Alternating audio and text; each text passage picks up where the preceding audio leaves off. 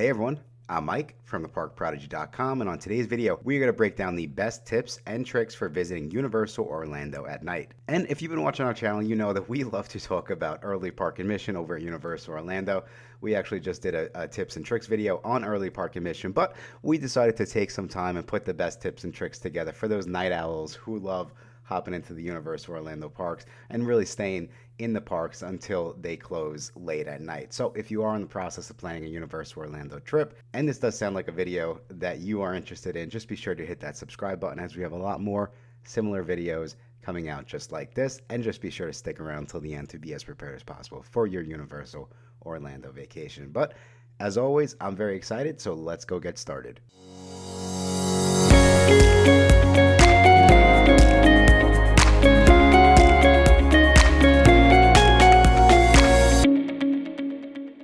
Thank you all again so much for checking out this video. Like I said, we are about to break down the best tips and tricks for visiting Universal Orlando at night. And we are going to jump right in because I have a lot of tips and tricks in this video. And we are going to start with number one, and that would be if you are planning a Universal Orlando vacation and you're trying to get the most out of your ticket and you're really planning to stay in the parks at night, I would say to understand the Universal park hours. And what I mean by that is that especially if you're visiting, let's say Walt Disney World and Universal Orlando, you're going to see that Universal Orlando does have earlier closing times in the parks than over at Walt Disney World. So we just want to make sure that you are prepared for that, because that's a big part of making sure you get the most out of your day.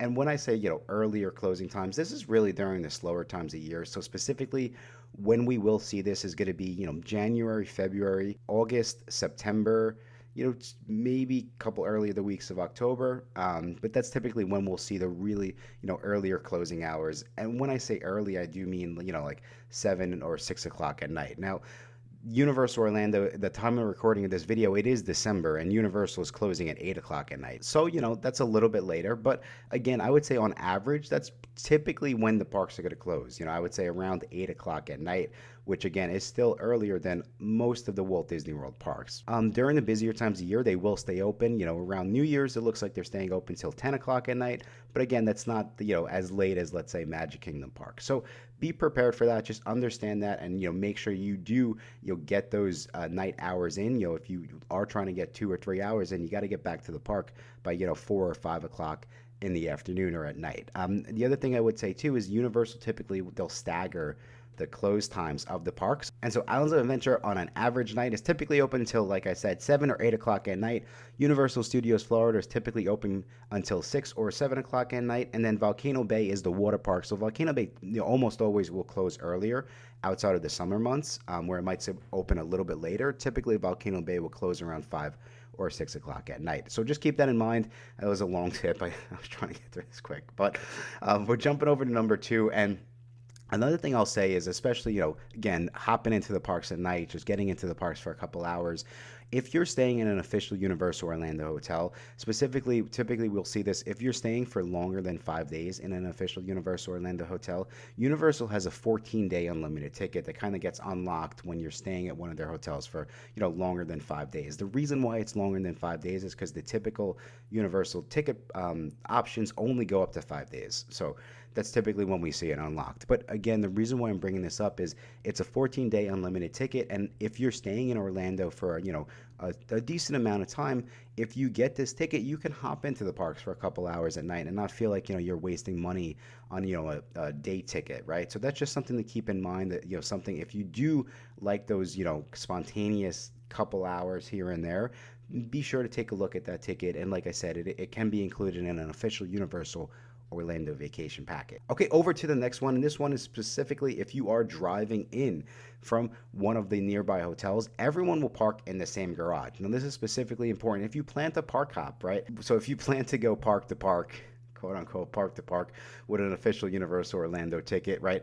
This is really important from a strategic standpoint, specifically when you're hitting Volcano Bay, specifically when you're hitting Volcano Bay in the morning, because what will happen is you don't have to worry about the logistics of where is my car parked, how, if we go to Volcano Bay, then go over to Islands of Adventure, how are we going to get back to the car at night? Everyone's parking in the same garage. So again, it makes it really convenient if you're like, oh, we'll go to Volcano Bay for a couple hours in the morning, and then we'll hop over to Islands of Adventure over, later at night. You essentially don't have to worry about where your car is. You'll be able to get back to your car really, really conveniently, as Universal Islands of Adventure and Universal Studios Florida are connected to City Walk, and then Volcano Bay has the free shuttle buses to take everyone once they park over at City Walk. All right, so for this next tip and trick, tying back into, be aware of the park hours and that Universal will close a little bit earlier than some of the other parks in Orlando, we would say, plan your meals around that, or specifically a dining reservation over at City Walk if you do want to take advantage of one of the restaurants over there. Because as you'll see, it can tie out pretty perfectly to exactly when,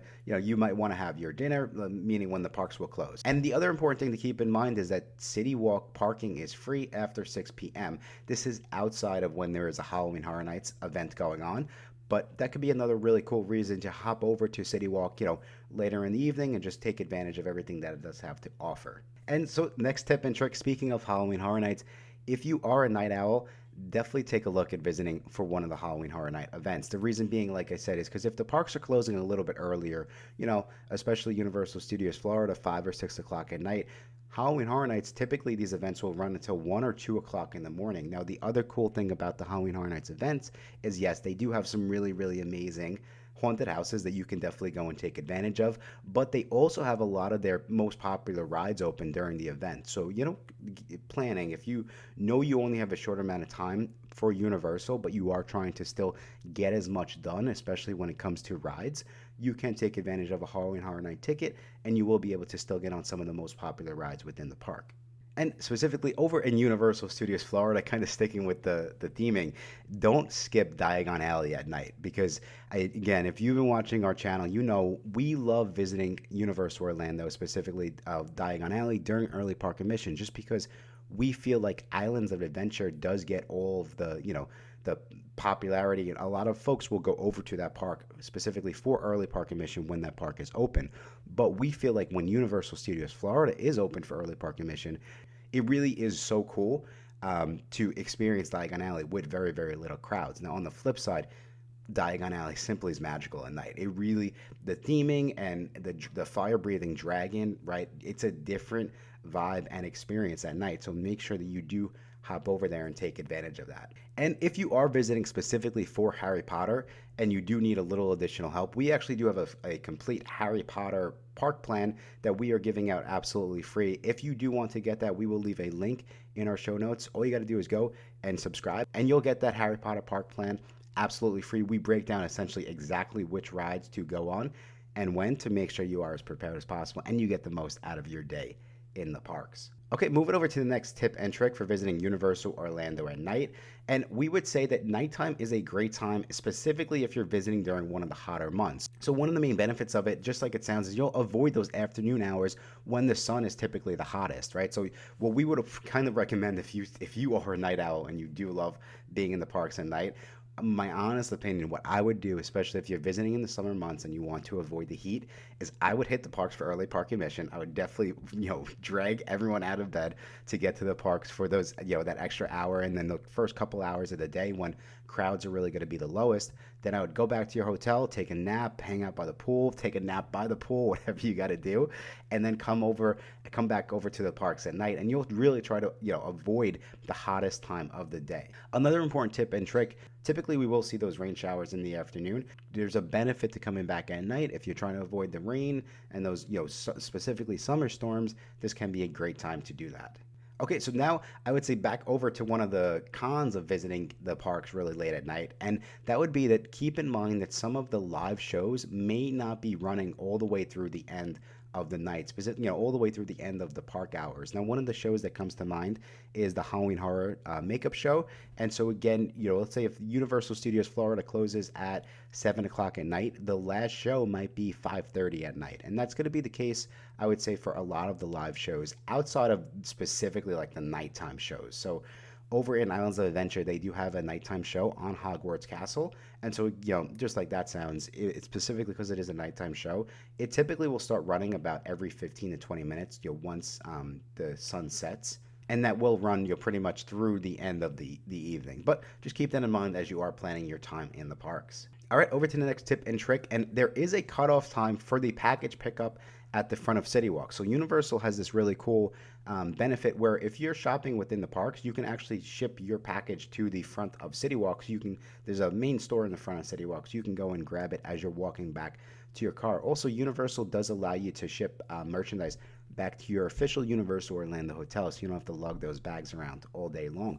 But there is a cutoff to that, specifically for the pickup at the front of City Walk, because there has to be enough time to get your merchandise to the front of City Walk. So I believe it's about 2 to 3 hours. But again, if you do plan to take advantage of this, just keep that cutoff time in mind. All right, over to the next one, and this is another one I'm very passionate about, and this is skip the water rides at Islands of Adventure, especially if you're visiting during one of the colder months, and if you're visiting at night, right? Because you will get soaked on the water rides over there in Islands of Adventure. Specifically, you got to avoid Popeyes, Dudley Do Rights, the Jurassic Park River Adventure, and depending on where you're sitting, you might be able to get away with it.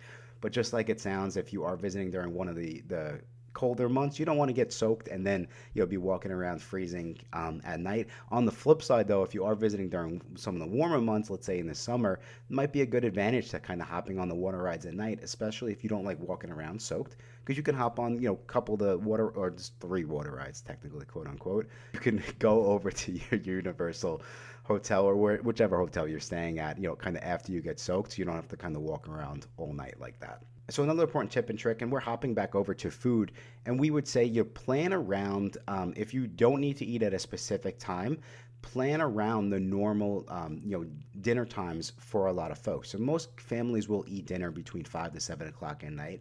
And so just like it sounds, if you skip dinner between 5 to 7 o'clock at night and you just continue getting on rides, typically we'll see the wait times for rides kind of pull back.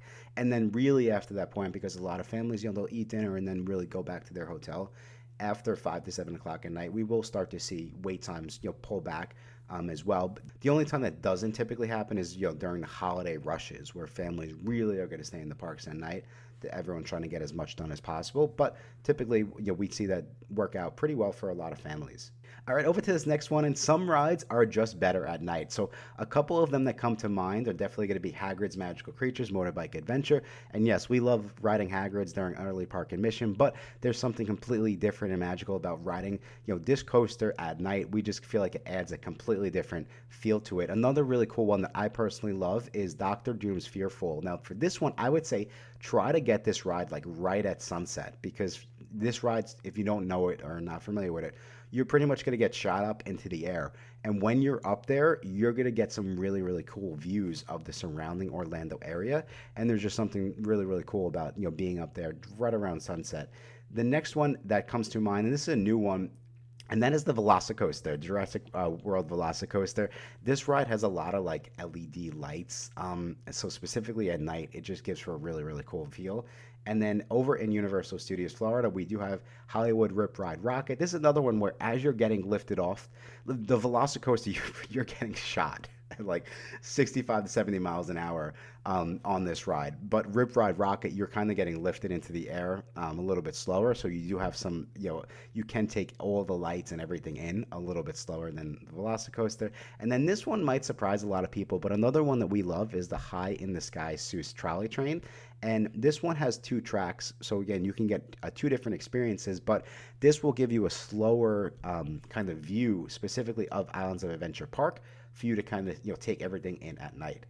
All right, so another really, really important one, and this is that they can't stop you from getting on the line right before park closes. So if the park is going to close at 8 o'clock at night and you decide that you want to go and hop onto Hagrid's Magical Creatures at 7:55, you can do that. And honestly, from what we've heard from a lot of families, this can be a great way to get onto, let's say, some of the most popular rides with really, really low wait times, just like it sounds, because most guests won't wait until that late in the evening.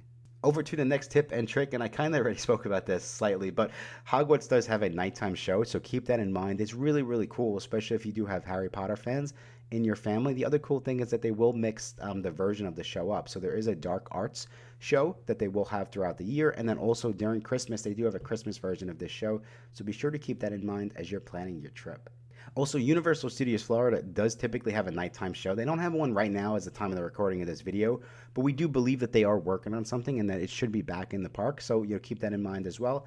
over to the next one, and we would say don't sleep on Voodoo Donuts. If you're not familiar with Voodoo Donuts, when you go to Universal Orlando, especially as you're walking around City Walk, you're going to see people walking around with these pink boxes. Essentially, I'll give you a little, secret. Inside those boxes is donuts, and you can get them over at Voodoo Donuts. And what a lot of families will do, myself included, is after my time in the parks, I'll go over to Voodoo Donuts after the parks close, and I'll grab some donuts to bring back to the hotel for a late night snack. And then last but not least, speaking of Universal City Walk, there's a ton to do at City Walk, specifically at night. They do have a movie theater, they have Hollywood Drive-In mini golf, and they do have a brand new escape room. And of course, not to mention all of those amazing Universal City Walk restaurants for you all to take advantage of. So be sure to keep that in mind as you are planning, exactly what you're trying to do over at night to keep everyone busy. But that is the list, everyone. Those are the best tips and tricks for visiting Universal Studios Florida at night. I hope that you found this video helpful. I hope that you learned a thing or two.